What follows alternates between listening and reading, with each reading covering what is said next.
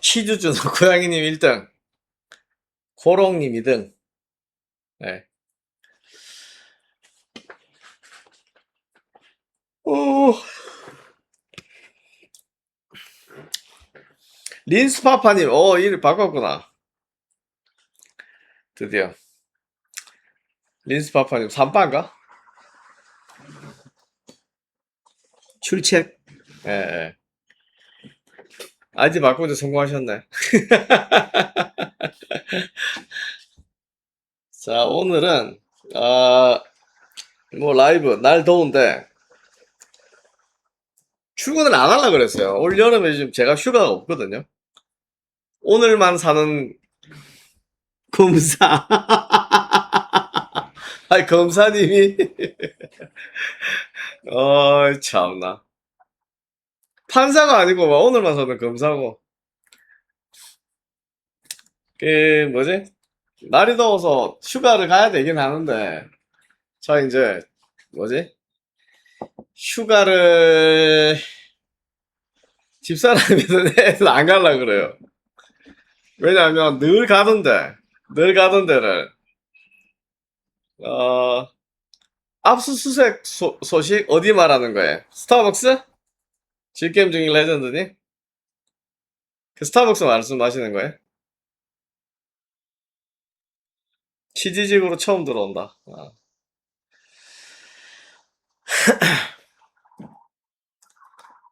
휴가를 가면 좋은데 갈 만한 데가 없다. 홍명보 축협. 뭐, 압수수색, 저기 뭐지? 갈만하죠. 뭐, 어저께 홍명보 검찰 출석했다 그러는데, 경찰인가 어디야? 경찰 출석했다 그러는데, 뭐, 홍 감독 집에 뭐, 압수수색 해야 나올 게 있겠어요? 축협도 마찬가지고.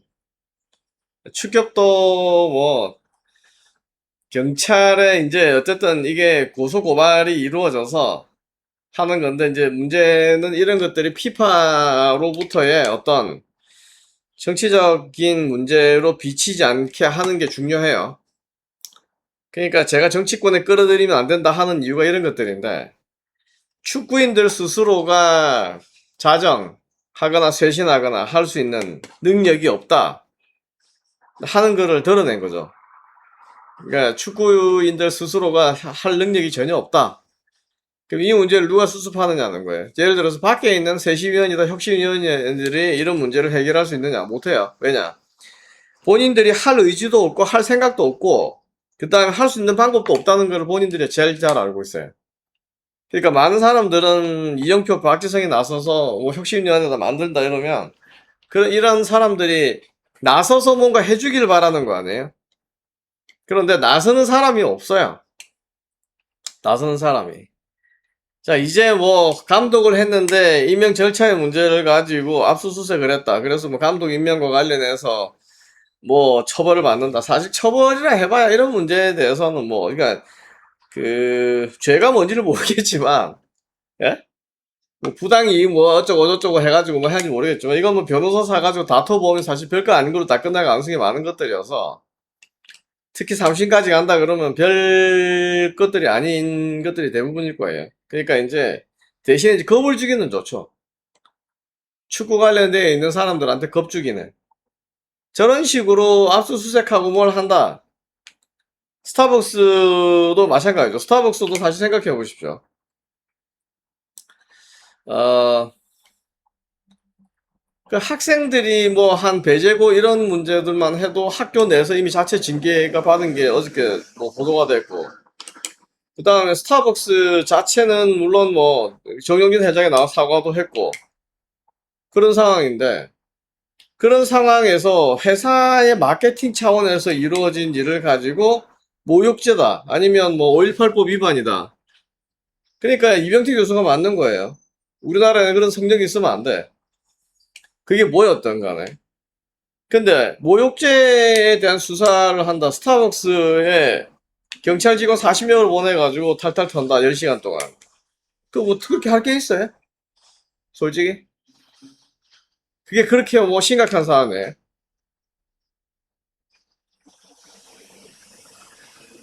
심각한 사안이 아니죠. 그 해프닝이잖아. 기업 마케팅 해프닝이잖아. 근데 거기 경찰 40명이 동원돼서 턴다. 웃긴 일이죠.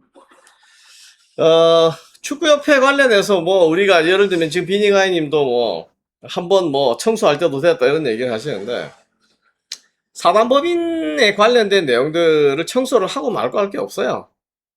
그것도. 거기가 무슨 비리 집단이다. 그러면 비리 내부적 감사를 통해서 하는 거지. 거기에 있는 사람들이 그 협회를 좌지우지하는 사람들이 있다. 어느 집단, 어느 조직이든 그 조직이나 집단을 좌지우지하는 사람들이 있어요. 그 사람들이 횡령을 했다. 그러니까 실제로 무슨 형법상의 문제가 되는 문제가 있다고 하면, 그래서 고발된 사건이 있다 그러면 협회가 털리고 하는 건 찬성이고, 한데, 뭐 그러고 나서 뭐 협회 효율성이 떨어졌다. 그럼 그것도 찬성이에요. 지금은 제기되고 있는 문제는 전혀 동의할 수가 없어요.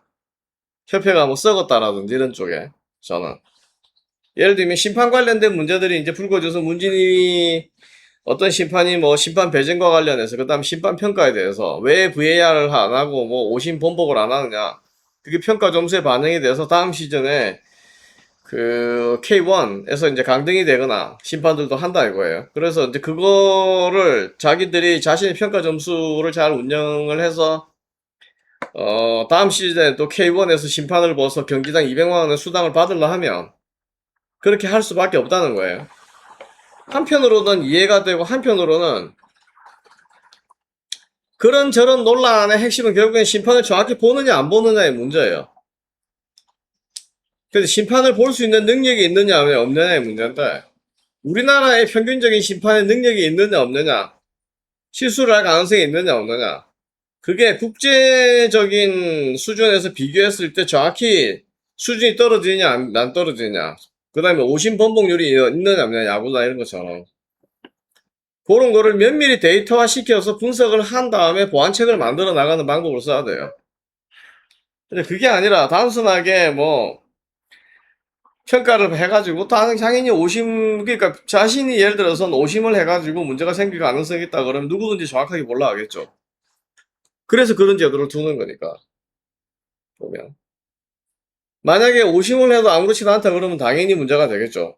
근데 오심을 했을 경우에 내가 밥줄이 끊긴다. 아니면 연봉이 반토막이 난다 하는 경우 어떤 심판이 오심을 하겠냐고.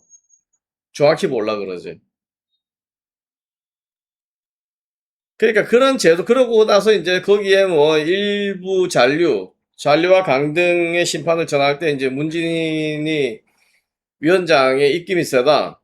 물론 거기에서 불이익을 다 받은 놈을 가지고 인터뷰를 하면 당연히 문진이 위원장이 잘못된 걸로 보이겠죠. 저 죽일 놈하고. 같은, 늘 얘기하잖아. 같은 축구팀 내에서도 A란 선수가 B란 선수, C란 선수가 동일 포지션을 가지고 경쟁을 펼치면, 어? 주전으로 나가는 A에 비해서 B와 C는 주전으로 못 나가는데, 주전으로 못 나가는 B와 C 애들이 A보다 본인들이 능력이 뒤진다라든지 이런 생각을 하느냐 이거예요. 제가 어저께 유튜브를 보다가 춘천시민구단에서 만든 다큐멘터리를 잠깐 봤어요. 거기 있는서 인터뷰를 한 애들이 K1에 울산 현대에 있다가 1년 있다가 내려오네 수원 삼성에 2년 있다가 오네 이런 애들이에요. K1에 스카웃이 돼서 갔는데 계약을 해서 갔는데 1, 2년 만에 전부 K4, K3로 떨어졌다고. 예? 그리고 그런 선수들 인터뷰를 하게 되면 작은 차이라 이거야. 본인들은 작은 차이라고 느껴요. 그 작은 차이가 연봉을 3억을 받게 만들어주는지 연봉 1억을 받게 만들어주는지 아니면 세미프로로 전락해서 한 달에 월급 얼마를 받고 살게 되는지가 결정이 된다는 거예요. 그러면 본인들이 느끼는 작은 차이라고 하는 게 연봉상의 K1과 K3상의 3억의 연봉 차이를 만든다 하면 결코 작은 차이가 아닌 거예요. 본인들은 자기들의 실력이 부족한 부분이 K1과 비교해서 자기들이 크게 뒤지질 않는데 이런 데 내려와서 플레이를 해야 되고, 그 다음에 거기, 그러니까 자기들이 언젠가는 K1으로 갈 수 있다는 꿈을 안고 계속 운동을 열심히 하는 거다. 이렇게 얘기를 하는 거예요. 실제로는 그게 아니라는 거예요. 본인들이 더 제일 잘 알고 있는 문제예요. 본인들의 실력이 안 된다는 걸, K1 수준에서. 왜 본인이 K1에서 주전 경쟁에서 밀려나서 K3로 내려왔느냐. 그거를 대부분은 못 받아들이는 거예요. 보면. 그런데 어쨌거나 우리 사회에 있는 사람들이 자신들이 갖고 있는 실력, 어떤 권력, 아니면 뭐 어떤 이런 것들에 대한 객관적 평가라는 것 자체가 어렵기 때문에, 예를 들면 A라는 심판, 문진이라는 심판위원장이 물론 이제 사퇴를 했지만, 심판위원장에 대해서 어떤 클레임을 했다. 그럼 그 클레임을 한 사람의 입장을 들어보면, 당연히 문진이 위원장이라는 거는 카르텔에 있는, 심판 카르텔의 추장에 있는 죽일 놈이라 이거예요. 그런데 그 반대편에서 혜택을 본 사람 입장에서 그러한 문제를 지적한 심판에 대한 내용, 반론 같은 것들이 있다 그러면 그 내용도 달라진다 이거예요. 보면. 협회에 관련된 문제들도 대부분 마찬가지예요. 홍 감독에 대한 것들도. 저는 뭐 홍 감독이나 축구협회를 실드 치는 것처럼 보이는 입장에 있긴 하지만, 제가 실드를 치려고 하는 게 아니라 정확히 문제가 뭐냐는 거예요. 정확하게 썩었다. 그럼 정확히 어떤 점에서 썩었냐. 그래서 그 썩었다는 것 때문에 결국 어떤 현상이 발생을 했고 뭐가 문제가 되냐 구체적으로. 그런 것들에 대한 얘기가 있어야 된다는 거예요. 그냥 문제다. 그러니까 문제가 있으니까 저 문제에 있는 인간들을 다 없애라. 이런 식으로는 곤란하는 거죠. 우리 사회가 근데 대부분 이렇게 이루어진다는 거예요. 제가 지금 부동산 관련된 내용을 MBC 100분 토론에 올라갔던 그 영상을 오늘 아침 출근하면서 쭉 들었는데, 듣고 나서 느낀 게 그런 거예요. 우리나라에는 분명히 전문가 집단이 있어서 그 영상의 100분 토론은 나중에 꼭 한번 보세요. 여러분들이 뭐 집을 갖고 있든 안 갖고 있든 다만 이제 경제적인 문제, 세법 관련된 문제들이 좀 복잡한 숫자로 제시가 되기 때문에 그런 측면에서는 여러분들이 이해가 조금 어려울 수도 있지만, 기본적으로 이 우리나라 사람들의 소위 말하는 부동산 관련된 전문가들이 집을 바라보는, 근데 물론 이제 MBC 100분 토론에서는 그나마 좀 나은 거는 어쨌든 간에 세법상으로 그 문제에서는 그 김인만 지금 뭐 제일 잘 나가는 유튜버죠. 유튜버라고 해야 되나? 하여튼 부동산 논객이 한 사람 계시고, 그 다음에 이제 부동산 교수가 한 분 계시고, 그 다음에 유호림이라는 이제 그 강남 세무대 세법 교수가 있고, 그 다음에 그 유명한 이제 이광수가 나오는 거예요. 이광수 같은 애들이 지금 이제 이재명의 사실 멘토나 마찬가지인 거거든요. 예를 들면 공식적으로 이제 민주당을 지지하는 정치적인 멘토라고 하면 김어준이 있을 수 있는데, 현재 부동산 관련된 유튜브로서는 이광수가 제일 잘 나가는 편이에요. 모든 데 불려다니니까. 그런데 그런 이광수 같은 애들이 얘기하는 거를 들어보면 얼마나 이 사람들이 갖고 있는 그 부동산에 대한 생각이 편린적, 단편적이냐. 다시 말하면 몇 가지의 그러니까 조각들을 가지고 전체를 이해하려고 하는. 그것도 특히 자기 이익과 관련해서. 예를 들면 이광수가 40억짜리 아파트에 살고 있는 부동산 대표였다. 그럼 저런 얘기를 할 수 있느냐는 거예요. 본인이 난 청빈하게 평생 살고 싶은 사람이다. 그래서 5억짜리 아파트에 살고 있는지 모르겠는데 그 사람이 17거주를 어디 살고 있는지 모르겠지만, 본인이 예를 들어서 부동산 일을 열심히 해서 40억을 모은 다음에 40억짜리 강남 아파트 집에 들어간 사람이어서 강남 아파트에 40억짜리 아파트에 살고 있는 사람들을 잘 이해하는지, 아니면 본인이 재건축을 어떻게 해서 20억 30억짜리 아파트 살고 있는지 모르겠지만, 본인이 그냥 단순하게 생각하는 편린들을 가지고 시장에 접근을 해서 그게 마치 사실인 것처럼 얘기를 한다 이거예요. 박문성이랑 똑같은 거예요. 그러니까 축구계 박문성이 있다 그러면 부동산계 이광수가 있는 거예요. 그 영상을 한번 100분 토론을 돌려보세요. 가장 큰 문제는 뭐냐? 집이라고 하는 거를 어떤 걸로, 이게 자산 가치인데, 예를 들어서 제가 한번 여러분들한테 물어볼게요. 우리나라의 사람들, 우리나라 사람들이 많은 본인들의 자산을 부동산에다가 지나치게 의존을 하고 있다고 얘기를 해요. 부동산에. 자산이 부동산에 너무 치우쳐져 있다고 하는 거, 그 부동산에 치우친 자산을 다른 쪽으로 생산활동 쪽으로 바꿔서 하면 우리 사회가 더 잘 될 거라고 얘기를 해요. 맞는 얘기? 그럼 부동산에 제가 이렇게 물어볼게요. 부동산에 투자되어 있는 자산들을 개인들이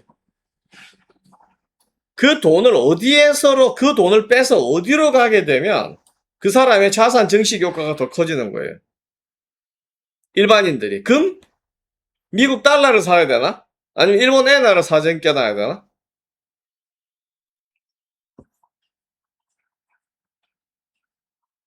그런 거 생각해 보셨어요? 이런 토론을 볼 때 여러분들이 그 사람들이 전제로 깔고 있는 여러 가지 요소들, 예를 들어서 주택은 시장개인과 동시에 공공재 성격을 갖고 있다는 식으로 얘기를 해요. 그러니까 정치권이나 아니면 정책이나 정부의 강력한 제재를 받아야 된다고 생각을 해요. 그래서 이 사람들은 사실 경제적 용어는 아니지만 프라이빗 굿이라고 하는 거를 시장제라고 표시를 해. 시장에서 실제 거래가 되지만 공공재 성격이 강하다. 네? 지금 요번에 이제 최근에 이제 세법 개정이 되면서 주택 보유자들, 1주택자 아니면 초고가 주택자, 보유자이면서 이제 살고 있느냐, 거주자나 비거주자에 따라서 세를 달리 울린다 이렇게 얘기를 하거든. 거기에 동원되는 논리들은 굉장히 그럴듯해 보여요. 그런데 그 강남대 교수 이호린 교수가 나와서 세법 관련돼서 이런 거가 있어요. 왜 많은 사람들이 강남에서 살려고 하느냐, 삼성동 근처에 살려고 하느냐. 삼성동에는 우리나라의 중요한 종합병원들이 있고, 그 다음에 거기에 저 뭐지 왕복 12차선 도로가 있고, 그 다음에 1호선부터 9호선까지 9개 전철 노선이 지나가고 연결이 되고, 그 다음에 거기 공항터미널이 있다 이거예요. 근데 그런 공항터미널 도로, 그 다음 12차선 도로 전철은 전부 다 국가에서 해준 거라 이거예요. 그러니까 국가에서 해준 공공재를 누리고 있으니까 그 공공재로부터 혜택을 보고 있는 사람은 본인들이 돈을 내서 지은 게 아니기 때문에 그 돈을 지불하지 않은 거, 그러니까 본인이 돈은 내지를 않고 그로부터 혜택을 받고 있기 때문에 세금을 더 내야 된다 논리를 펼쳐요. 좌파 애들 입장에서 보면 굉장히 그럴듯해 보이죠. 그럼 그거를 도로나 전철을 그 사람들이 놔달라 그랬냐고요. 첫 번째. 무슨 얘기냐면 도로라든지 지하철이라든지 교량이라든지 이런 것들은 공공재라고 불러요. 공공재의 기본 특성은 공공재는 시장에 맡겨놓으면 만들 수 없기 때문에, 예를 들어서 내가 어디로 물건을 팔기 위해서 라면을 파는 사람인데 내가 라면을 팔려고 해보니까 라면을 가지고 어딘가로 차를 이용해서 부산 지역으로 보내야 되는데 라면을 내가 5,000개를 보내봐야 컨테이너에 왔다 갔다 하는 거기서 얻는 수익이나 길이 없어서 나쁜 길을 통해서 1박 2일로 가게 될 때 기름이랑 연료비랑 그 다음에 숙박비나 음료수 값이나 이런 걸로 하게 되면 남는 게 없다는 거예요. 예? 그런데 그럼 내가 라면을 팔기 위해서 도로를 넣을 수 있느냐? 경부고속도로를. 못 놓죠. 라면으로 벌어들이는 수 라면을 하루에 막 100억 개씩 판다 그러면 몰라. 가능할지 은행 대출 받아가지고. 네? 그게 아니라 그럼 내가 내 돈으로 도로를 못 간다 이거예요. 그렇게 내가 개인들이 할 수 없기 때문에 그걸 공공재로 집어넣는 거예요. 공공재의 원칙은 뭐냐? 비배제성이에요. 비배제성이라는 게 뭐냐? 어떤 공공재를 놓게 되면 그 공공재를 놓는데 기여했건 기여하지 않았건 모든 사람이 어떤 특정한 사람을 특정한 이유로 배제시킬 수 없다는 거예요. 그러니까 도로를 깔고 그런 인프라가 갖춰져 있기 때문에 삼성역으로 오는 거거든, 강남으로. 네? 그러니까 논리의 손으로 바꿔놓은 거예요. 예를 들어서 처음에 개포동이다 삼성동이다 무역센터 근처에는 아무것도 없었었어요. 84년에 내가 처음에 서울 와서 봤던 충격 중에 하나가 그거였는데 휘문고등학교 근처가 있고 그 다음에 코엑스가 들어가 있는데 그 주변에 아무것도 없었다고. 무역센터 조그만 게 하나 있고. 그 허허벌판에 거기에 누가 오냐 이거지. 근데 거기에 정부가 가라 그랬다 이거야. 강남에 집을 사라, 이사를 가라, 이주를 해라. 거기 개발이 될 거니까. 그러면 아무것도 없는데 사람들이 들어가 살지 않죠. 병원도 없고 버스도 없고 뭐 아무것도 없는데 어떻게 들어가 사냐고. 그런데 사람들이 들어가 살기 시작했다 이거야. 왜냐 거기 집값이 쌌으니까 강남이. 그러니까 그렇게 사람들이 들어가니까 많이 들어가니까 거기는 구도심이 아니라 신도심이니까 도로를 놓을 수 있는 환경들, 그 다음에 거기로부터 향후에 한강 쪽으로 도로, 우리가 지금 현재 말하는 올림픽 도로나 이런 것들이 88 올림픽을 유치를 하면서 공항으로부터 경기장까지 이동을 편하게 하기 위해서, 그리고 향후에 잠재 교통 수요를 감안을 해서 만들었는데 그게 강남을 다 지나가더라 이거지. 그러니까 그렇게 강남을 지나가는 올림픽 도로가 만들어지니까 올림픽 도로로부터 강남으로부터 강북에 넘어가기 쉽고, 왜냐면 그 당시에는 강북에 있는 사람들이 많이 살고 강북에서 강남으로 퇴근을 하고 이랬던 거거든. 출근은 강북으로 하고. 왜냐 대기업들이 강북에 다 있었으니까. 그 당시만 해도. 근데 그렇게 해서 도로가 만들어지고 하니까 이제 부지들이 많으니까 건설사들이 들어와서 그 부지에다가 집을 짓기 시작하는 거야. 그래서 그 부지에 노태우가 200만 호, 전국 200만 호 주택 정책을 펼치면서 지금 잠실에 재건축 재개발되고 강남에 재건축 재개발된 것들이 다 지어진 거예요. 그런데 그 당시에 이제 쉽게 말하면 200만 호를 건설하기 위해서는 필요한 시멘트도 있어야 되고 컨테이너 그것도 있어야 되고 시멘트 하는 거. 그 다음에 그 다음에 거기 이제 시멘트에다 모래를 섞어야 돼. 그 모래도 있어야 되고 하는데 우리나라에 채취할 수 있는 200만 호를 지을 수 있는 모래가 없어. 그래서 어떤 모래를 쓰냐? 심지어 바다 모래를 퍼서 썼다 이거지. 그런 모래를 쓴 것 때문에 건물이 급격하게 노화가 되고 시작이 된 거예요. 높게 짓지도 않았고 4층, 5층에 엘리베이터가 없고 지하 주차장이 없고 그런 아파트들이 쭉 다 들어섰다 이거야. 그 당시에. 그러니까 그 다른 지역에 비하면 그 지역에 지어진 아파트의 수준은 원래 높진 않았었어요. 84년에 만들어진 여기 잠실에 있는 주공 아파트 이런 것들은 그 보일러 시설이 없어서 연탄을 끼웠어요. 연탄을. 아파트 안에. 제가 우리 직원이 우리 사무실이 제가 다니는 회사 본사가 거기 있고 그 뒤쪽에 잠실 주공이 있었는데 그 주공 아파트에 가면 신혼집이라고 들어가서 전세로 들어가는데 방이 차가운 거야. 집들이라는데 왜 그러냐 그랬더니 보일러가 없어서 그걸 떼야 된다는 거야. 연탄을. 예? 그 연탄을 배달한 사람이 아파트 4층 5층까지 연탄을 그냥 배달했어요. 예전에. 그렇게 해서 만들어져서 아파트가 구성이 되고 그러고 사람들이 모이기 시작하고 부지들이 많으니까 새로운 건물들을 지을 수 있고 학교를 경기고등학교 같은 거 이전시킬 수 있고 뭘 이렇게 시작이 된 거예요. 그렇게 해서 지가하고 그 다음 도로를 놓더라도 강북보다 훨씬 더 넓게 놓을 수 있었고 그 다음에 거기 무역센터라든지 이런 것들이 만들어지고 했기 때문에 지하철을 공항에서부터 오늘 올 수 있는 지하철 이런 교통편의 구조들이 잘 만들어졌고 그런 식으로 인프라가 넓게 구축이 되니까 어떻게 돼요? 기업들이 다 들어오죠. 테란로가 그렇게 만들어지는 거 아니에요? 양쪽으로 쫙. 그러면 그때 도로를 놓고 뭘 하고 한 것들은 여기 강남에 있는 사람들이 원래부터 부자고 고가의 주택을 살고 있는데 거기에 대해서 이 정부가 그걸 지어주고 나서 니네가 혜택을 보고 있으니까 돈을 지금 더 내라. 이렇게 얘기하는 것 자체가 틀려먹은 거라 이거지. 그런데 그런 식으로 교묘하게 얘기를 한다는 거예요. 네? 본인들이 지금 현재 고주택, 저는 강남 사는 사람이 아니니까 어쨌든 혜택이 없지만 그런 식으로 선전선동을 한다는 거예요. 그러니까 고가 주택에 대해서 예를 들면 소득이 많으니까 당연히 세금을 많이 물려야 되지 않냐. 그 논리거든요. 그게 정당하다는 거고. 그런데 그럼 그런 식으로 한번 따지면 이렇게 한번 생각해 보세요. 우리가 어디에 들어갈 때마다 영화에 극장에 들어간다 아니면 어디 공원에 들어간다 하게 되면 거기에 여러 가지 종류의 세금이 붙어 있어요.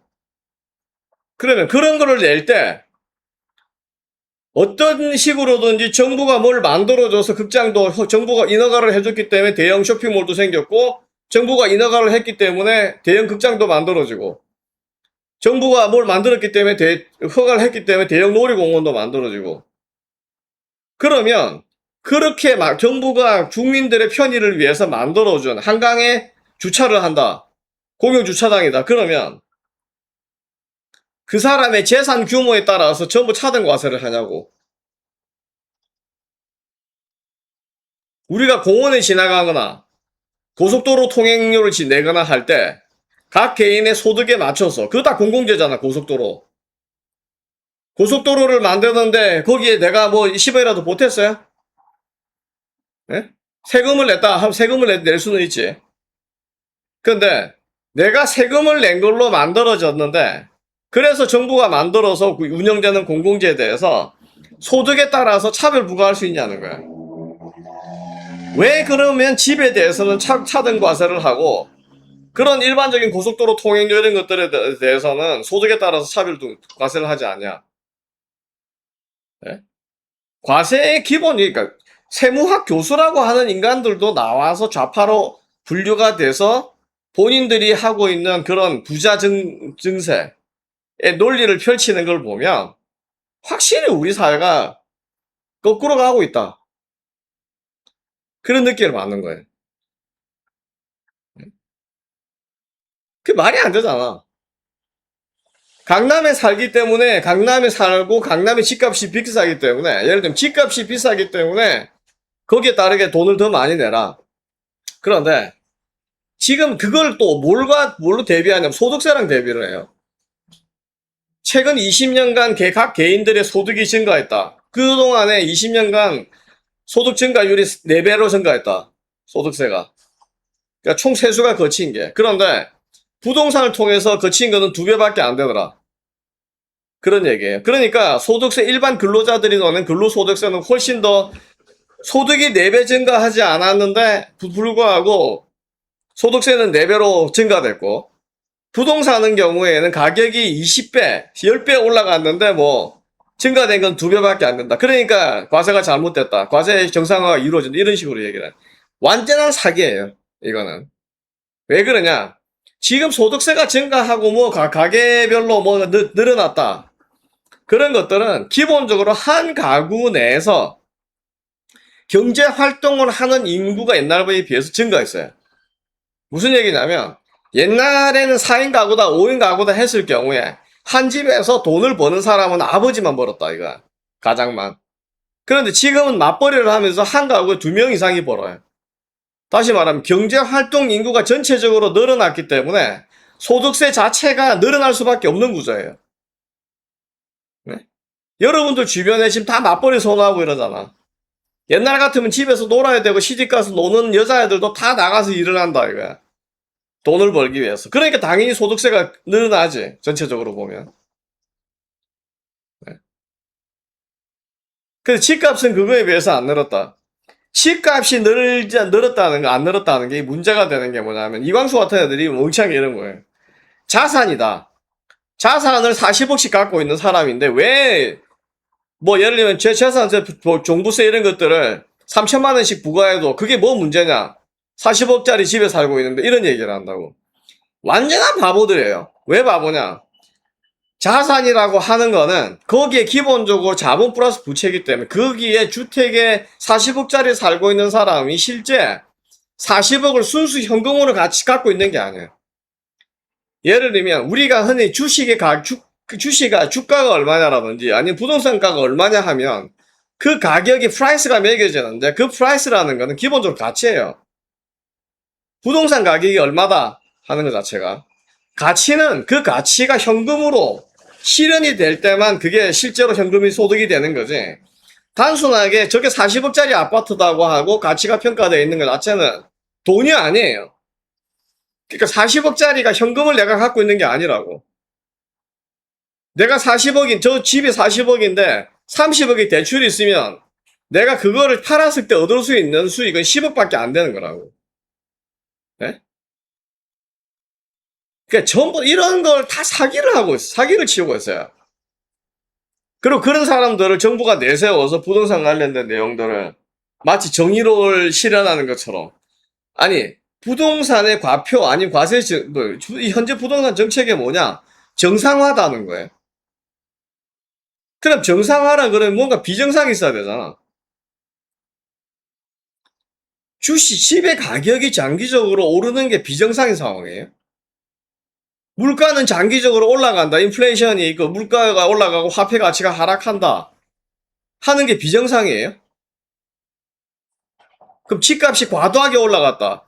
집값이 과도하게 올라간 곳이 있고 안 올라간 곳이 있죠. 예를 들어서 어떤 직장인 경우에는 삼성전자가 수익이 좋아서 성과급으로 직원들한테 연봉에 6년치, 10년치를 주겠다. 6억을, 10억을 성과급으로 준다. 그러면 그 직장은 다른 직장에 비해서 훨씬 급여를 많이 받는 직장이죠.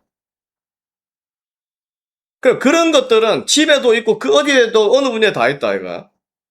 내가 갖고 있는 어떤 축구화가 다른 축구화에 비해서 이 축구화의 가격은 굉장히 귀한 거여서 살 때는 50만 원인데 지금 2천만 원이라 이거야.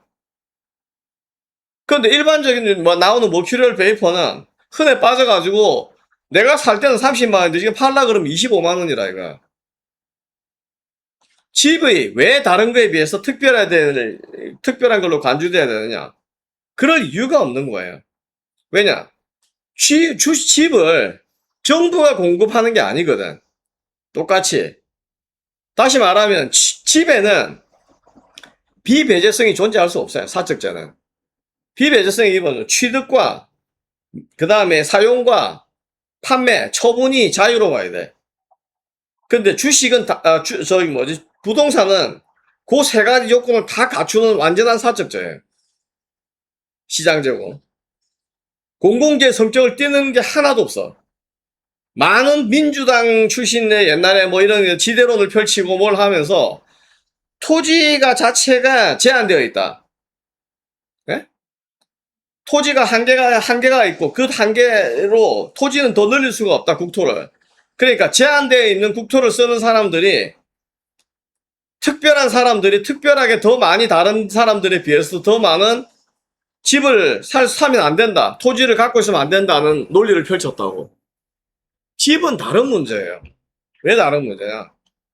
지금 그런 게 의미가 없는 게 현대 건축학의 개념으로는 우리나라의 인구 대비로 어떤 새로운 아파트를 지을 때 용적률을 250%다 350%가 아니라 700%다 800%를 넣고 줘서 초고층 아파트를 만들려 그러면 수직 상승을 시킬 수 있으면서 아파트를 집을 무한대로 만들 수 있어요. 농사를 짓는다고 하면 농사를 지을 수 있는 땅은 한계가 있겠지만 단순히 거주를 위한 집을 짓는다고 하게 되면 수직 증축을 통해서 얼마든지 무한대로 지을 수 있다고. 100층짜리 아파트를 5만 개 짓는다고 생각을 해보라고. 네? 완전히 이런 토론을 보고 있까 이러면 나름 전문가들이라 해서 나오는 사람인데 진짜 축구계도 마찬가지지만 여기도 만만치가 않다 이런 생각밖에 안 들어요. 네? 50억, 40억짜리 집에 살고 있는데 그 사람의 실제 소득이 그러면 40억 매년 연봉을 얼마씩 받는 고가의 연봉을 받는 사람이냐? 그게 아니거든. 물론 그런 사람도 있겠지. 근데 이광수 같은 애들은 그런 40억짜리 살고 있는 사람한테 연간 3천만 원의 재산세를 때리는 게 뭐가 문제다 이렇게 얘기를 해요. 전체 주택의 0.4%밖에 안 된다. 우리나라 주택의 0.4%라고 어마어마한 양이잖아. 그 0.4%에 있는 사람들에게 예? 소득세를 세금을 전부 다 100만 원 이상씩 부과한다 생각해 보세요. 금액이 얼마가 될지.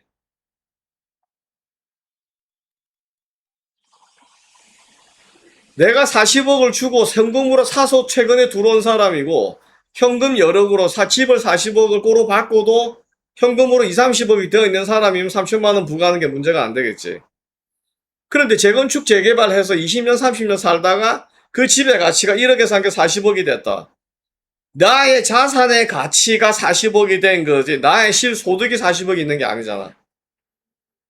그러니까 그 자산의 가치에 대해서 세금을 부과한다. 그거를 소득세랑 비교를 해. 소득세는 매달 실현되는 거야. 소득은 매달 실현되잖아. 어떤 직업을 갖는 사람도 매달 급여를 받는 거고, 자영업자인 경우에는 매일 소득이 실현되는 거잖아. 예? 그거랑 집이랑 같아요. 집은 매각을 했을 때만 실현이 되는 건데.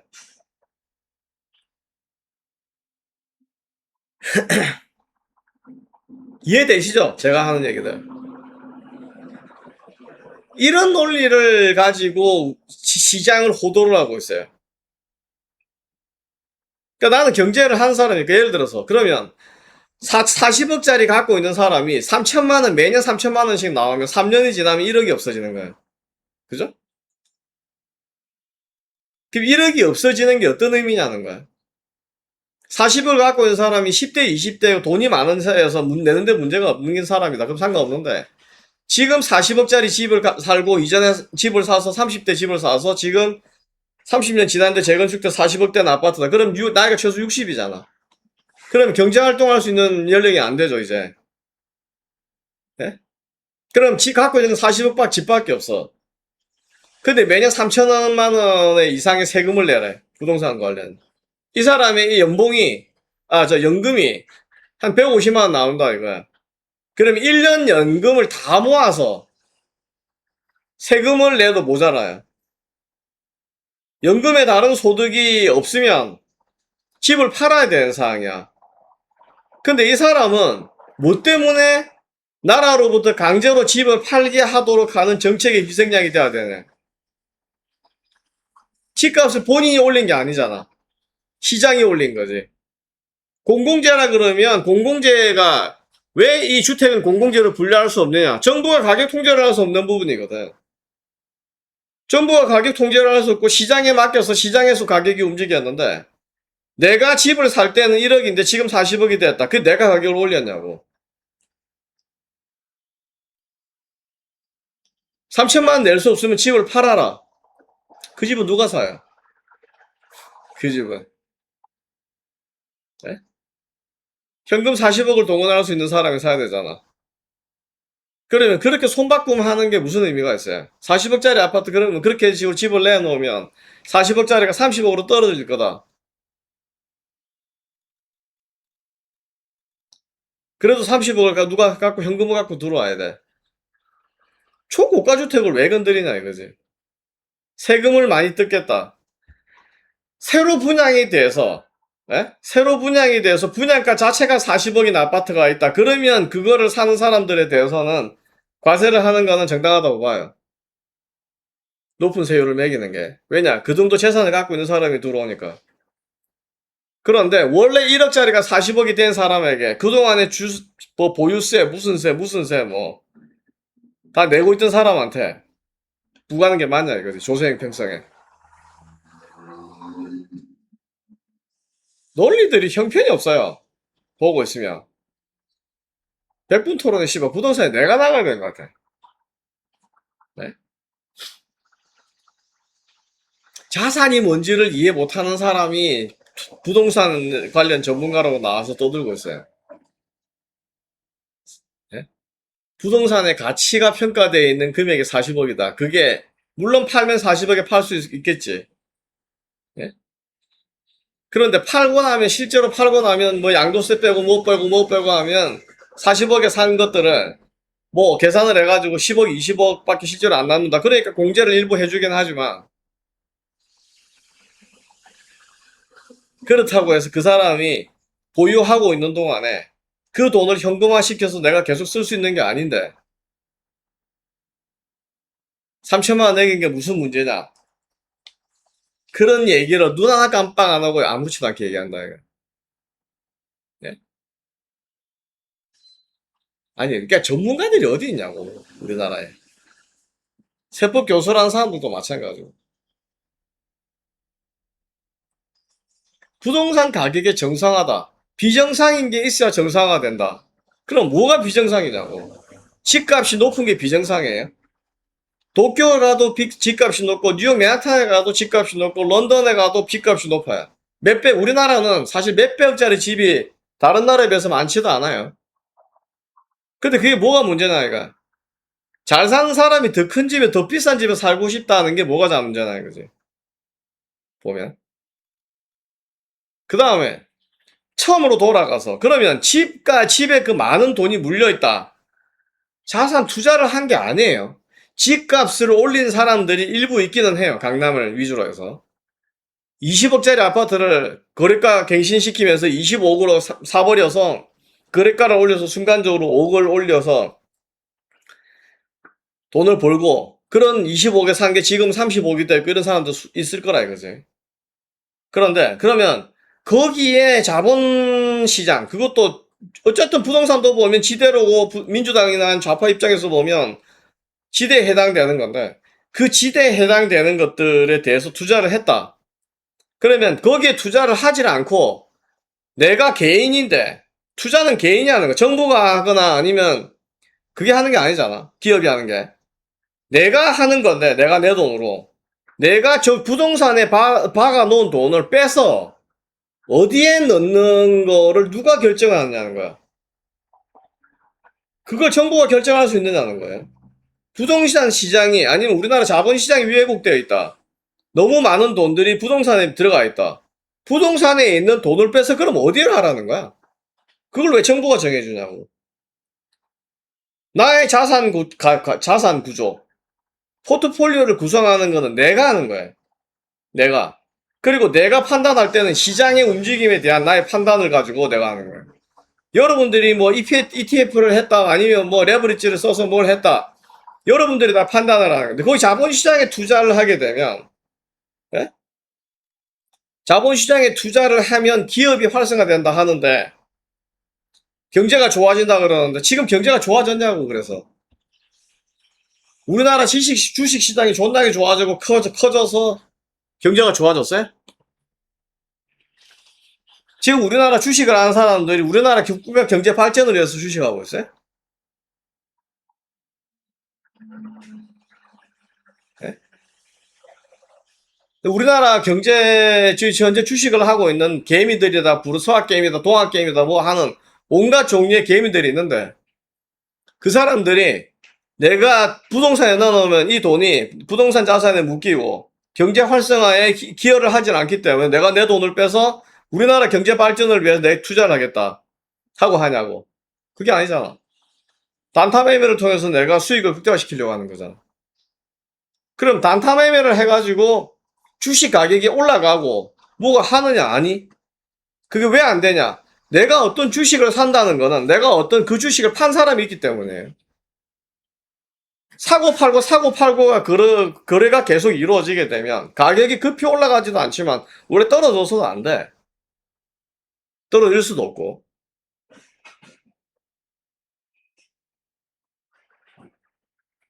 그러면 어차피 내가 1억을 투자를 했는데 크게 올라가지도 않고 크게 떨어지지도 않는다. 그럼 주식 투자를 뭐 때문에 안 하고. 그 돈이 금융권으로 들어가야 된다. 금융권에 들어가 봐야 우리나라 은행들이 우리나라 증권회사들이 예? 무슨 한국 경제 발전을 위해서 뭘 하냐고. 그래서 외국에 투자를 해가지고 외국에로부터 우리가 달러를 벌어들인다. 물론 있겠죠, 그런 거. 해외 자본을 끌어들인다. 그렇게 해외 자본 끌어들이고 뭘 끌어들여서 증권회사나 금융회사가 배불러졌어. 나는 그렇게 해서 내 주머니가 엄청 불려졌냐고. 왜 세금을 물리면 안 되냐? 거시경제 측면에서 말하자면 그렇게 되면 소비가 급격하게 위축이 돼요. 그 김진만 저 부동산 관련 전문가랑 그 다음에 이광수와 대립하는 게 그런 건데 이광수 입장에서는 20억짜리 사는 아파트 사람들한테 연간 이제 부동산세로 300만 원을 추가로 내라 하면 그게 뭐 씨발 큰 돈이냐 이렇게 얘기를 한다고. 네? 지한테는 큰 돈 아닌지 모르겠지. 그런데 세금으로 300만 원이 없어지는 순간 소비로 나가는 300만 원이 없어진 거야. 제가 늘 말씀드리지만 고가 주택이든 뭐 저가 주택이든 어쨌든 간에 주택을 갖고 있고 거기에 주택 이자 할부도 대부 또뭐 주택 뭐 상환을 그 하고 있고 뭐 이자를 내고 뭐 할 거 아니야. 어쨌든 대출을 받은 사람들이 있고. 근데 그 사람들이 살고 있는 집이 평균 10억에서 15. 예? 공시지가로 9억에서 한 10억 그 사이라 이거지. 그럼 그 레벨에 있는 사람들한테 예를 들어서 비거주를 한다. 그러니까 이것도 웃긴 게 비거주를 한다고 하는데 주인이 그 반드시 거주를 해야 된다 하는 게 없어요. 그럴 필요가. 예를 들어서 지금 제일 문제가 주택이 없는 사람들, 예? 집이 없는 사람들이 집을 사야 된다, 살 수 있게 해줘야 된다. 그래서 한다는 얘기가 공공임대주택을 늘려야 된다. 이딴 소리 하고 있거든? 그럼 민간건설기업은, 민간건설회사들은 뭐 먹고 살라고? 분양가를 낮추고 저렴하게 살 수 있는 집을 만들어야 된다. 저렴하게 살 수 있는 집을 많이 만들수록 그런 집이 밀집되어 있는 지역들은 초고속으로 슬림화 된다고. 그럼 10년, 원래 30년, 40년 살 수 있는 집이 10년, 20년밖에 못 살고 슬럼화 되면, 그 다음에 누가 들어가냐고, 그 집에. 리모델링을 하지 않으면, 다시 재건축을 하지 않으면. 내 집이 아니니까 마음대로 쓴다, 이거지. 그게 전 세계 기본이에요. 그래서 공공주택을 저기 뭐지? 많이 짓지 않는다고. 2030들이 집을 못 산다. 원래 2030들은 어느 나라도 집을 못 사요. 2030이 무슨 걸로 집을 사? 당연히 못 사지. 우리나라 같은 군대 갔다 와서 처음으로 돈을 벌기 시작하는 시점이 대학을 졸업하게 되면 26살 정도 되는 시점인데, 5, 6, 지금은. 우리 때야 군대 3년 갔다 오고 대학 4년 마치고 나면 27, 28에서 처음으로 돈을 벌기 시작하는데, 예?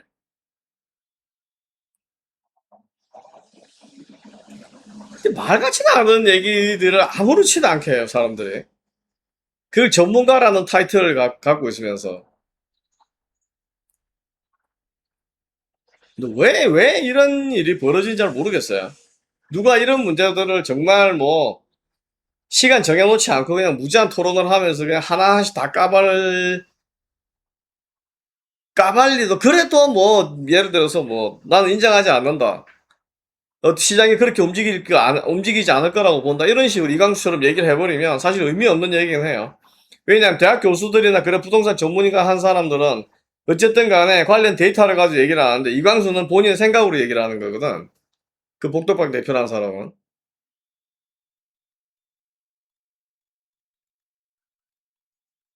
그래서 그 세법 전문가라는 사람이 나와가지고 비공공재에 대한 공급에 대한 기본 원칙도 뭐지? 얘기를 안 하고 그런 얘기를 하고 있고.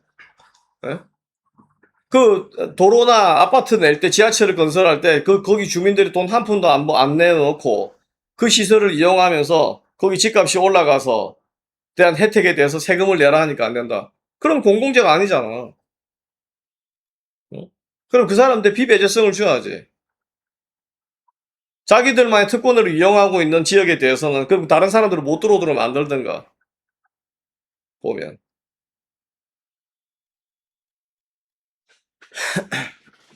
이 전체 토론 내용을 가지고 하나씩 하나씩 뭐 얘기를 다 해드리면 더 재밌긴 하겠는데 제가 입이 아프긴 하지만 어쨌든 제가 느끼기에는 말 같지도 않은 얘기들을 아무렇지도 않게 정당한 것처럼 얘기를 한다는 거예요. 부동산 관련해서. 단순하게 무식하다. 그냥 단순하게 무식한 사람들이 그 무식한 것들을 감별을 할 수 있는 능력이 없다. 능력이 없다 하는 것도 문제라고 봐. 어떤 사람들이 그런 얘기를 하고 세법 교수가 아무리 정돈되고 깔끔하게 얘기를 한다고 하더라도 그런 얘기는 내가 듣기에는 구멍이 뻥뻥뻥 뚫려 있는 얘기들이거든. 그러니까 얼마든지 따질 수 있는 문제들이고 그 잘못을 지적할 수 있는 그렇게 호도를 하면 어떻게 하냐고 직접적으로 나 같으면 얘기할 수 있는 문제들이야.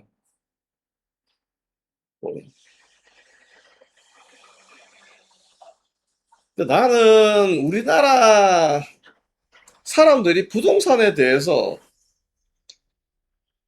왜 좌파들이 특히 그 부동산에 대해서 과도하게 그 정책에 몰입하는지 이해가 안 돼요. 왜냐하면 본인들이 말하는 초고가 주택이 전체 국민의 0.4%밖에 안 된다 그러면 0.4%는 내버려 두고 나머지 99.6%에 대한 일반 국민들의 삶의 문제를 해결할 수 있는 쪽으로 정책을 기울여야 되지 않냐는 거예요. 그 사람들이 어떻게 경제활동을 할 수 있을까? 잘할 수 있을까 하는. 그런데 고작 0.4% 강남에 몰려있는 일부 사람들에게 과세를 한다. 그러면서 무슨 얘기를 하냐?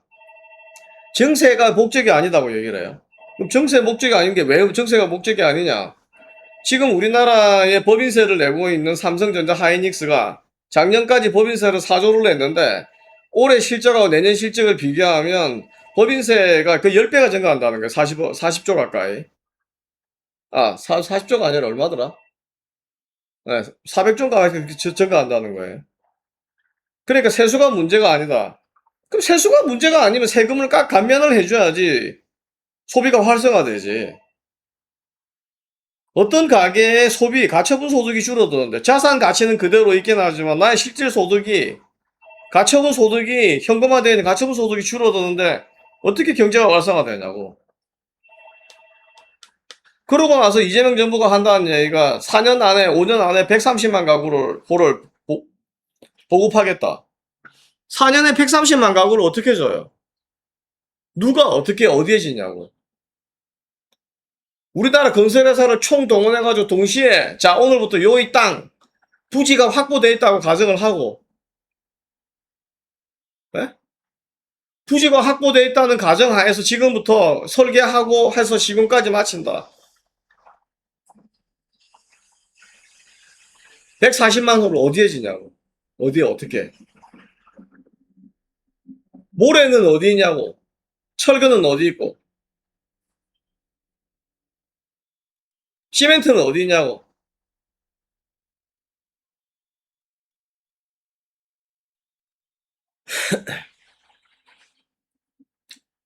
그거를 정책이라고 내놓고 있고 이광수 같은 애들은 맨 마지막에 하는 게 어떤 정책이 됐으면 좋겠냐. 공급 정책이.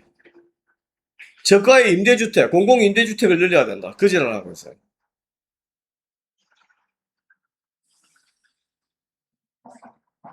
청년들이 첫 주택을 얻는 사람들이 어? 그런 사람들이 저렴하게 살 수 있는 그래서 주거 안정성이 확보된다. 주거 안정성이 확보가 되겠지. 그래 20대 30대는 인생을 20대 30대만 사나? 60, 70대에서는 어디 사냐고. 공공임대주택에 계속 40년 되는 아파트에 계속 살아라고? 그게 가능한 얘기예요? 자본주의 사회에서? 그게 가능한 얘기냐고. 그런 집에 살면서 자녀 2명 이상을 어떻게 키우냐고. 본인들은 안 키워봤나? 20평짜리 방 2개에서 자녀 2명 포함해서 내 4인 가족이 살 수 있냐고. 성인이 될 때까지 걔네들이. 예? 지금 잠깐 살고 말 건가? 30, 40까지 살고 다 뒤지라는 거야?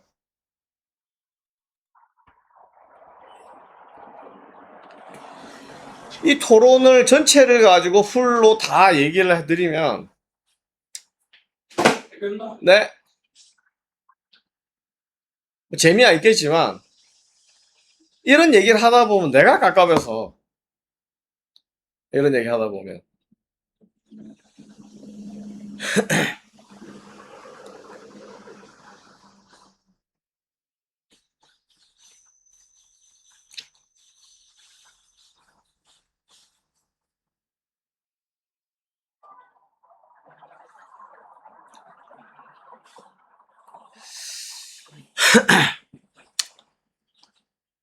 참 뭐라 그래야 되죠? 이 정책을 하는 사람들도 만드는 사람들도 그런 해석하는 사람들도 그러고 우리나라 너무 돈에만 미친 사기꾼들이 너무 많다. 무식해서 그런 거라고 밖에. 우리나라 상류층들은 사대주의 끝판왕들이라서 그럴 수도. 뭐 그럴 수도 있다고 봐요. 그럴 수도 있다고 보고. 근데 이제 뭐 그렇게 상류층들이 사대주의에 빠져 있다고 하더라도 그거를 또 우리가 우리 힘으로 바꿀 수 있는 건 아니잖아요. 아무리 뭐 그렇다 하더라도 그 사람이 내가 마음에 안 드는 사람이라 하더라도 그 사람은 그 사람의 인생을 사는 사람이니 뭐라 그러겠어요 그거에 대해서. 4대강 미국, 일본, 중국, 러시아한테 4대 한다고 4대강 이명박. 어. 선한 의도가 항상 선한 결과를 만들지는 않더라. 선한 의도가 선한 결과를 만들지 않는데 악한 의도로 만들어진 것도 어 뭐 악한 결과를 만들지 않는다가 아니라 무조건 악한 결과로 한 것들은 악한 결과를 만들어내지. 지금 이재명 이 정부에서 하고 있는 경제정책이라는 게 사실 없잖아. 지금 1년이 지났지만 아무런 정책이 없어. 환율 정책이고 주식 정책이고 뭐 부동산 정책이고 없어 사실은. 규제를 만든 거지. 그러니까 활성화시킬 수 있는 정책을 만들지 못하고 규제를 만들어. 규제를 통해서 통제를 하고 저기 억압을 하는 구조거든. 이거는 잘못됐다고 봐. 나는. 그러니까 부동산에 뭐 세금을 얼마를 증가시킨다. 초고가 주택에서. 그럼 세제를 뭐 그렇게 하면서 우리나라의 저 부동산이 그동안에 특별한 혜택을 받고 왔다. 이제 그런 얘기도 나오거든. 100% 토론은 꼭 한번 봐라. 준석이도. 근데 부동산의 집에 대해서 그러한 특별한 그 뭐지? 그 혜택을 제공을 한 이유가 있어요. 왜 이유가 있느냐? 집을 주거 안정에 대한 것들은 정부에서도 누구나 잘 아는 문제이긴 한데 개인들이 주택 공급 정책을 펼치려 그러면 정부가 땅을 어떤 식으로든지 불화를 하거나 뭘 해야 돼요. 근데 이 집이라고 하는 게 워낙 고가이기도 하고 일반인들이 접근할 수 없는데 그거를 정부가 할 수 없기 때문에 시장에 맡기고 시장에서 만들어진 것들에 대해서 정부가 보증을 서주고 하면서 집을 사게 만든 거거든. 그러니까 정부 정책에 의해서 해야 되는 일들을 실제로 정부가 할 수 없는 것들에 대해서 민간에 맡겨놓고 그 민간이 해결을 하는 문제에 대해서 혜택을 줬던 거야. 지금도 그렇잖아. 지금도 토지 관련해서 어떤 부동산에 내가 건설회사가 집을 짓고 싶다. 마음대로 못 짓거든. 왜 마음대로 못 짓냐? 여러 가지 뭐지? 토지 이용, 국토 이용 효율 뭐 이런 관련된 여러 가지 법규에 의해서 함부로 건물을 못 짓게 돼 있단 말이야. 예? 그러니까 그런데 못 짓는데 그걸 정부가 지을 수는 없어. 정부가 지을 수 없고 하기 때문에 정부가 인허가를 해주고 민간으로부터 지은 다음에 민간에서 분양을 해서 일반 국민들이 살 수 있도록 하는 거거든.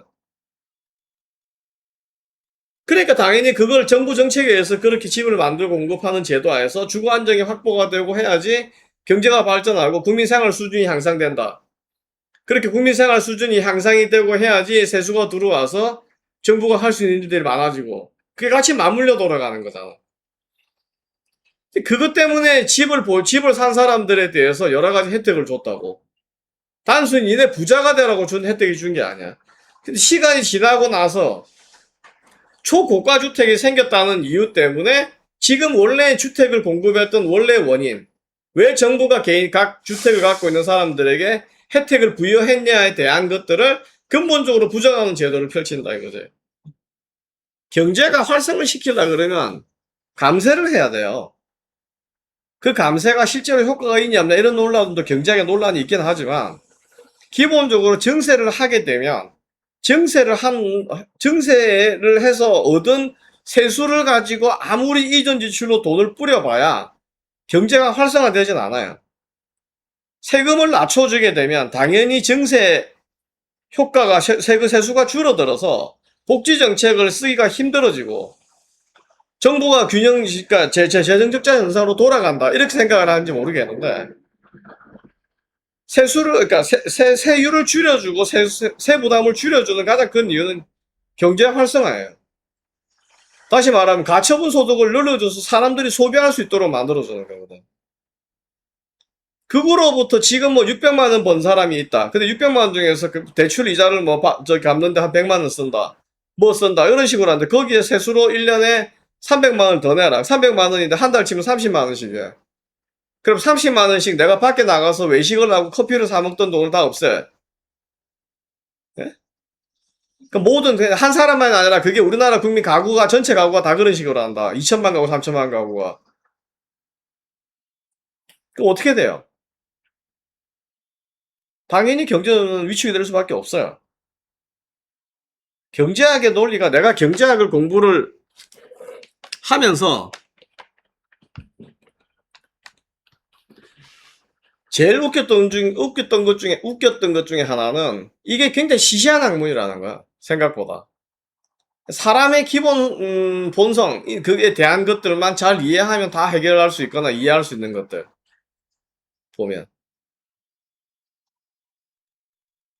그런 단순하고 간단한 논리를 잘 이해를 못해서 이상한 정책, 개판 정책들이 계속 나온다. 이거는 말이 안 돼요. 이거는.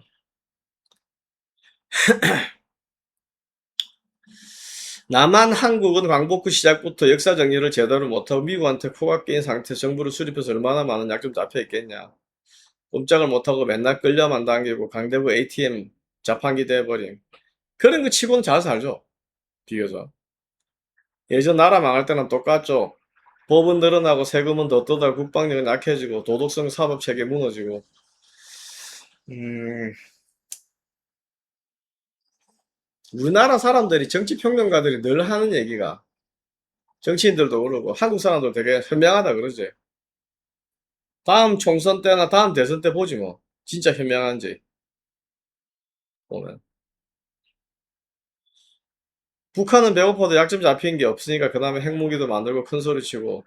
요게 비니가이님이 해외 나가서 오래 사셨나? 캐나다 가신 지 오래되셨어요?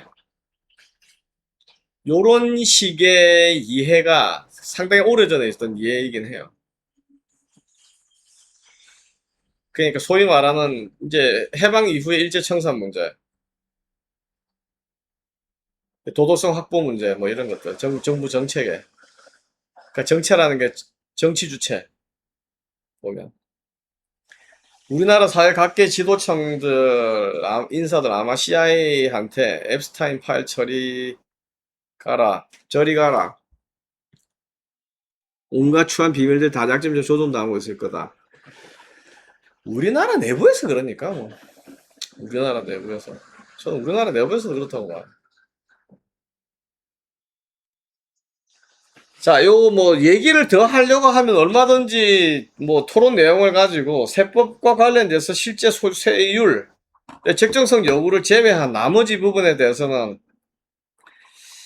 뭐 부동산의 문제가 결국 경제 문제이기 때문에 얼마든지 뭐 해석을 하고 해설을 해드릴 수 있겠는데 어, 대부분은 뭐 크게 관심이 없는 것 같으니까 이런 부분들은. 근데 저는 이제 이 문제가 조금 이런 기회에 한번 얘기를 해서 이런 데 관심 있으신 분들은 그런 토론을 보고 그냥 단순하게 저 말이 맞는 것 같아 이런 말 이런 게 아니라 그 사람들이 하는 얘기들을 좀 전문적으로 분석하거나 이해할 수 있는 구조, 그런 새로운 사고의 실마리들을 제공해 주셔서 해드리기 위해서 오늘 방송을 했던 거고, 또 한 가지 이제 재밌는 것 중에 하나는 뭐, 축구협회, 뭐 축구 이런 건데, 제가 보기에는 뭐, 일단 정치권 끌어들이고, 그 다음에 고소고발이 이루어지고, 뭐, 당연히 이제 예견된 수순이라고 봐야겠죠, 그런 것들은.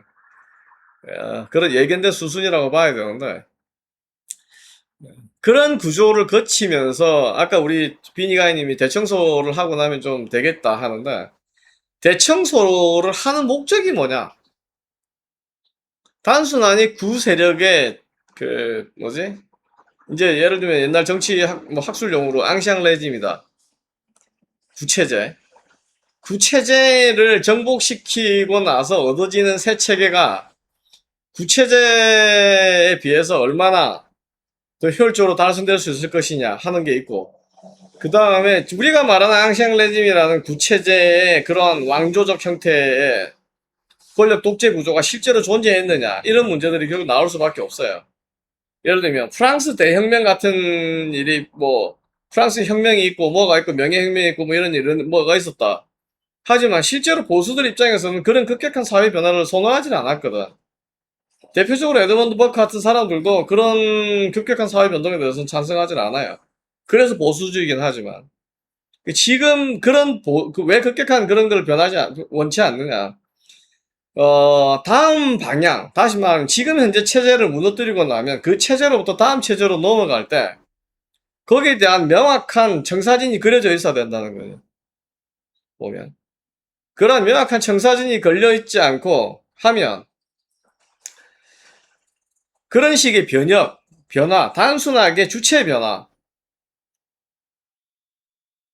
무슨 혁신을 이끌고 무슨 발전을 원하냐. 예를 들면 협회 행정이 투명하게 된다는 게 무슨 의미가 있냐는 거예요. 지금 현재에서는 협회 행정이 투명하게 된다는 거는 실질적으로 다음 협회에 들어오는 사람들이 압수수색을 안 받고 감옥에 갈 일이 없다는 내용밖에 없어요.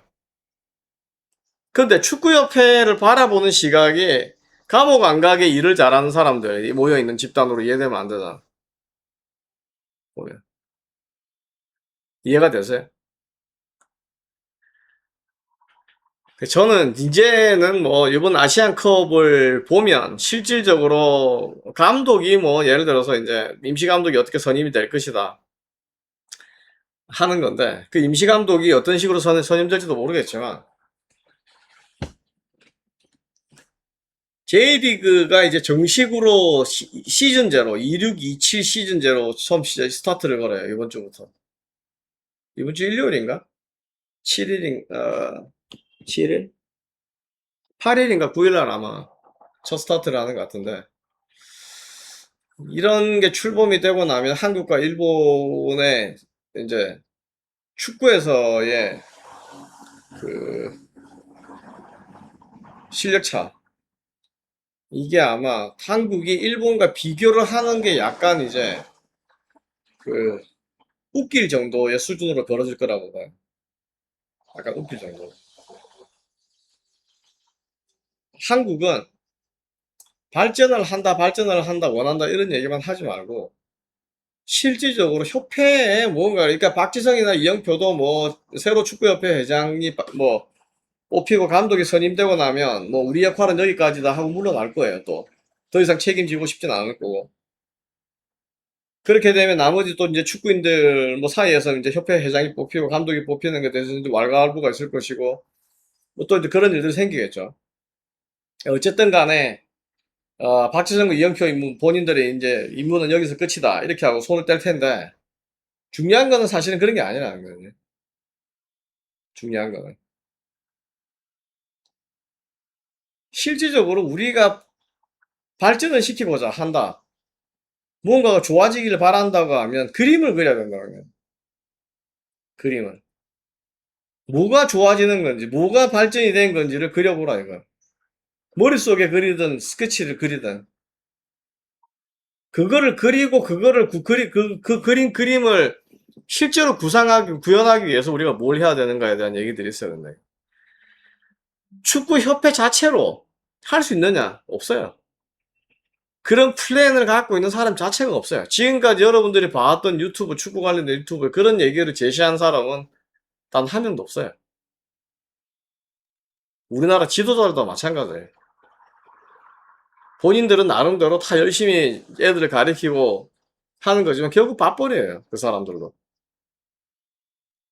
근데 그 밥벌이가 치열한 경쟁 구도에 있지 않는 한 발전은 없어요. 단순하게 뭐 축구 감독이나 이런 걸 사명감으로 하라고 할 수는 없잖아. 그 구조, 그러니까 축구의 지도자들 그런 거에서부터 경쟁 구조가 만들어지지 않으면 경쟁력이 없어요. 경쟁력이 있을 수도 없고 더 하위 리그에서 더 낮은 수준에서부터 그런 경쟁이 이루어지지 않으면 발전은 없어요. 뭐 향후에 어떻게 누가 어떤 식으로 되고 이런 과정을 지켜보긴 하겠지만 별로 기대할 바가 없어요. 자, 오늘은 여기까지 하도록 하겠습니다. 뭐 부동산 얘기부터 여러 가지 얘기를 다뤘는데 어, 내일이 금요일인가요? 오늘은 목요일인가? 날이 더워서 날짜가 없고 그냥 자고 일어나면 더운 날, 자고 일어나면 더운 날이 반복. 금요일이구나. 그냥 더운 날밖에 없어서 휴가를 원래 갔었어야 되는 생각이 들긴 하는데 하여간 뭐 요까지 하고 내일 금요 라이브를 더워서 사무실 휴가 내일 하루 제끼려 그랬는데 어떻게 될지 모르겠네요. 하여간 후님 저글링 하는 영상 잘 봤다. 선수 수준감도 안 되는 놈들이 무슨 세계적인 슈퍼스타인 것처럼 난리 부려서 뜨는 거. 그런 걸 하니까 축구 그게 팬들이 더 부추기는 측면도 있다고 봐요. 그래서 스타가 되고 스타가 된다고 본인들이 스타라는 인식이 생기면 어깨 더 뽕이 들어가고 뭐 이런 것들이 맞물려 돌아간다. 연예인도 똑같죠. 보면. 네. 연예인들도 축구판에 발 붙여서 조회수 장사하면서 다리 몽둥이를 부러뜨려야 된다. 현재 포엣이 내정 상태라는 찌라시가 있는데 문제는 이게 절차를 무시한 거라도 지금은 다 모든 게 절차를 무시하는 거예요. 지금 임시감독이 된다 그러면 임시감독 선임 배경에 대해서도 또 문제가 될 수 있어요. 그러니까 새로운 회장이 들어서고 새로운 전력강화위원들이 만들어지고 나서부터 다시 A부터 B까지 쭉 지금은 8월 9일인가까지인가 10일까지 뭐 어떻게 해서 한다 하는 얘기 돌고 있고 또 뭐 어느 날에 어느 감독이 또 뭐 지원을 하고 그 이제 에이전트들이 연관되어 있거든요. 그 에이전트들이 이제 자기 에이전트와 연결되어 있는 그 감독 그걸 이제 한국이 지원을 해보라 하는 거죠. 보면 하는 거라서 아마 그런 식으로 해서 지원을 하게 할 거예요. 지원을 하게 하고 뭐 면접을 어떤 식으로 할 건지 뭐 이런 데 디테일들을 전부 쫙 정해야 되겠죠. 전부 다 PPT 자료를 제출하라, 뭘 자료를 제출하라 한 다음에 뭐 인터뷰할 인원을 정해야 하는데 인터뷰할 인원을 어떤 식으로 어떻게 정할 것인지 뭘 기준으로 정할 것인지 나중에 또 문제가 될 수 있어요. 근데 그거를 이제 다 감독 지원자 명단을 다 깐 이상 탈락을 한 사람들에 대한 문제가 또 다를 수밖에 없어요. 그러니까 이거는 기본적으로 이제 공개를 하지 않는다 하는 것 자체. 예를 들어서 어떤 임원을 선발하는데 임원들의 후보가 있다. 뭐에 후보가 있다 하고 거기서 후보로 추리겠다. 이런 식으로 되게 되면 문제가 생기는 것처럼 똑같은 구조예요. 지금은.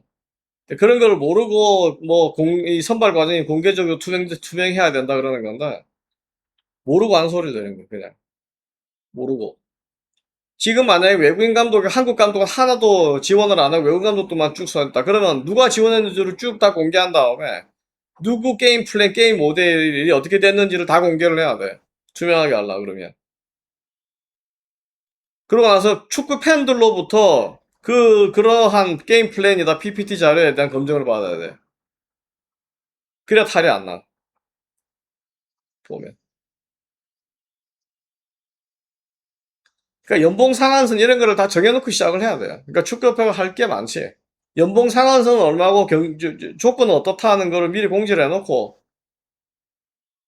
그런 연봉이나 이런 거를 추후 협상할 필요 없이 그 조건에서 일할 수 있는 사람만 보면 그렇게 하게 되면 좋은 감독이 올 수는 없어요.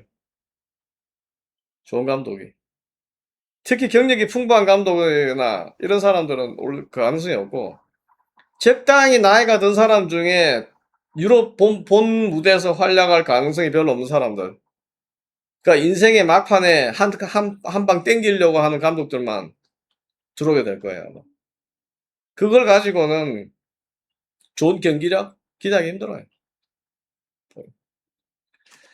자, 여기까지 하도록 하겠습니다. 네. 지금까지 시청해주셔서 감사합니다.